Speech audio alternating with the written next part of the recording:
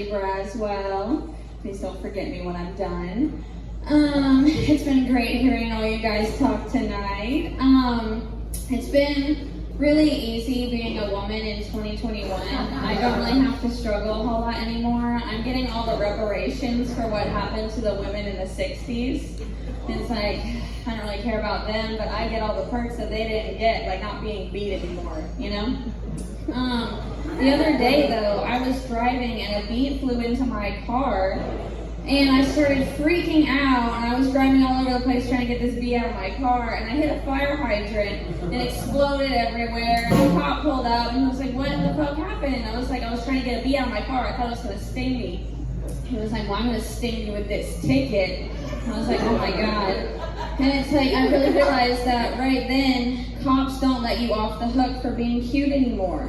Or at the very least, I'm not cute enough to get that privilege. And it's just like, I really want to offer to suck their dick to get out of it. You know, I'm scared that they'll actually say yes. You know? And then at that point, I'll have to suck their dick, and then I'll still get a ticket based on my bad skill set. You know, and it's like, I'll have to finish because I'm scared they might beat me with their baton. So I'll be full of semen and out $250. And that bee is still probably in my car. So that was my insect joke. That was my theme joke. The other day, me and my boyfriend were watching American Psycho. And we got to that scene where Patrick Bateman, the psycho, is having lunch with all of his friends. And then they go to pay for their lunch and they all slap down their platinum credit cards to pay for it. You know, the heavy kind that you can only get if you have a lot of money to put in that account. My boyfriend had the audacity to say to me, we're never going to see one of those cards. And I was like, whoa. I was like, what the fuck? Like, do not put that on me. Like, you might not see one, but I'm about to start hooking. So I'm going to see one of those platinum credit cards really soon, you know? I figure I might get out of some tickets by blowing some cops. So I've noticed that there's kind of a plague that's been taking over the country lately, and it's the plague of the Karens. And they're all over the place, and they've really taken prominence in Facebook groups and memes and restaurant complaints. They're all over Yelp. You've seen the Karens. But I'm kind of starting to understand them a little bit. I'm kind of starting to get them. Because at the beginning of the year, I was working a healthcare job. And short end of that story, I am no longer working a healthcare job. But while I was working there, I noticed there's a lot of Karens that work in healthcare jobs. And, you know, they all have their shit monogrammed, their initials are on everything. You immediately know their last names. It's like, I don't give a fuck, Huntley. You can chill out. You're married to your fucking cousin. We all know it's third cousin, but your kids are fucked up. It's an incest baby. But anyway, working with them, I thought they must just be evil, you know, like they took that job as an excuse to abuse their least favorite category. Humans, you know, they hate people, they want to be mean to them and stab them with the needles. But working in that healthcare job, I found out that that's really not what it is. They're not psychopaths. People are just fucking stupid, and it makes you angry. It really takes its toll after dealing with these people every day. Like there was this one time, I used to draw blood from people. I was a phlebotomist. I would draw blood, and I worked at this clinic where we would draw blood from people who are like chronically ill or like pregnant women. So the two worst groups of people, they have the worst outcomes on everything. Like the chronically ill people, they're gonna die, so they're fucking pissed because they're just waiting on it. And the pregnant women are just scared of everything. Like everything's a fucking big deal. Like if you use the wrong Band-Aid, they're like, why did you use that Band-Aid? My skin is sensitive. It's like, how am I supposed to know your skin is sensitive? I don't know you. You know, I only learned your name from reading it on the chart, and even then, I don't remember what it was.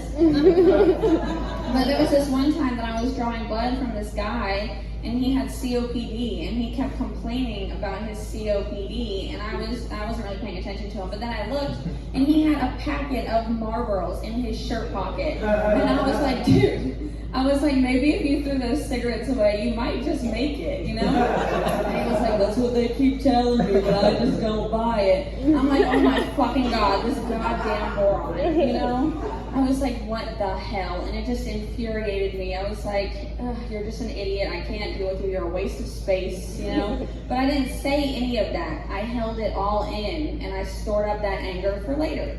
You know, and that same day, we got a Doordash credit sent to our work emails. I think it was a way to pacify us during COVID. We were all being overworked. Everyone was asking us about the vaccine, like we're the CDC. You know, it's like, I make $14 an hour. I know literally nothing about COVID. Like, everyone keeps telling me it's not real, it's real. I don't know. I just wear the mask so you guys can't see me frown at you. You know? And, I forgot what I was saying. Let me look at my little piece of paper real quick. Okay, here we go. Oh, yes, my Doordash credit. So we got the credit sent to our email, and it's like, it wasn't a small credit. It was a $200 Doordash credit. So they were really trying to make us feel better. And I wanted to use it that night because I'm very poor, and I was really tired of having water for dinner. So I thought I would Doordash and live large for one night. And I got Doordash from 2 different places. I got Doordash pizza and salad, and then I got this gelato from a locally owned restaurant because 2021 taught us to support local. So I was trying to do that and be a good American citizen. So I ordered it, and I ordered a cotton candy gelati and a chocolate gelati with strawberry drizzle. And when it arrived on my doorstep, it was peanut butter and mint. I ate both of those fucking flavors.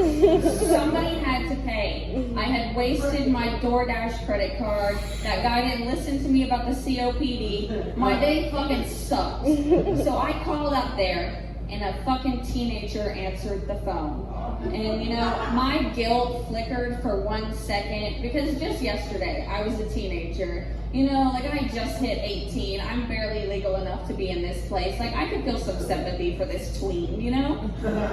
But then I said, fuck that. I just want to do what I want to do. So I called and she answered the phone. Hi, how can I help you? I was like, you know, I could sue you right now. I was like, normally I don't complain, okay? But we almost had a medical emergency in my household. I ordered cotton candy and chocolate with strawberry drizzle. And I got cool mint and peanut butter. I was like, you're lucky we smelled the peanut butter in time. My boyfriend is deathly allergic to peanuts, and I thought we were gonna have to have an ambulance out at our house last night, or you know, just now. And the thing is, my boyfriend is not allergic to peanuts, you know? I just really wanted to get that credit, you know? She was like, oh my God, I'm so sorry, I'm so sorry. There were 2 Ashleys. I was like, God damn it. I was like, couldn't you have read the last name? She was like, they both started with B. I was like, you just gave up. You just gave up. You couldn't read the last name. You just couldn't do that. Anyway, I got my Doordash credit, and then I never ordered for them again because fuck local businesses. They cannot read their orders. Only do corporate. Speaking of corporate, I work for a corporation called Cracker Barrel, and that is a racist place. Cracker Barrel, that place is racist. They have all the white people as the servers, and all the brown people are in the kitchens. It's fucked up.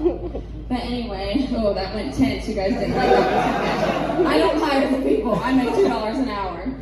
But working there is really easy for me because looking at me, you think that I'm so innocent and sweet, and I really amp it up because I'll put my hair into pigtails, and people will tell me that I look like Pippi Longstocking, and I'll go out to the table, and they'll be like, is there anything that we can pray for you today? And my grandma is very sick. I wanted to tell the Lord, and she yelled at me.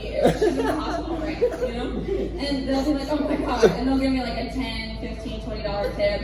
And none of that shit is true. My grandma has been dead for years. I just don't want to fill out their Dr. Peppers more than once. And it's just like, that's really easy. But then I'll go back in the kitchen, and there'll be this 40-year-old girl cook who probably doesn't have a fucking car. And he'll come up behind me and ask me if I like to take it up the ass. And it's like, I'm really reminded in that moment that women have no business being in the workplace. That was my time. Thank you, guys.